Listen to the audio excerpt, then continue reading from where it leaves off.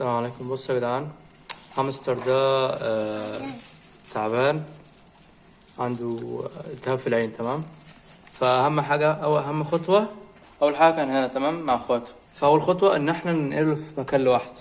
طبعا انا ما لقيتش اشاره، فرحت جاي حطه لوحده كده. جبت ورق وقطعته حاجه مؤقته لحد ما اشيل الاشاره، يعني لازم نعزله. طبعا انا رحت النهارده اشتريت له القطره دي من الصيدليه البيطريه.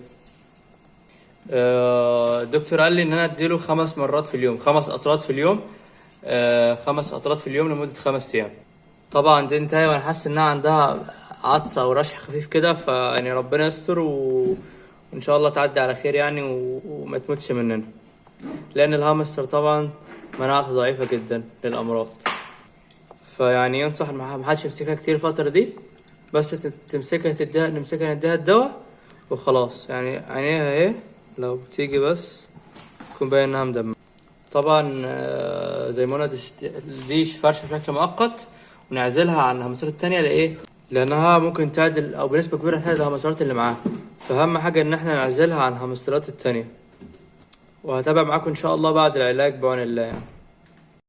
أصلا يا جدعان، أهم حاجة نسيت نعملها إن احنا نديهم الأكل بتاعهم. الخلطة دي كنت عامل فيها فيديو قبل كده ازاي نعمل الخلطة دي في البيت. خلطة كويسة جدا جدا جدا ليهم. اللي مشافهاش يرجع يشوف ريلز، هتلاقيها موجودة. خلطة مش مكلفة ومفيدة جدا ليهم. وهي الخلطة يا جدعان، وهنحط لها في أي مكان بقى قدامها كده على الأرض وهي هتاكل منه عادي.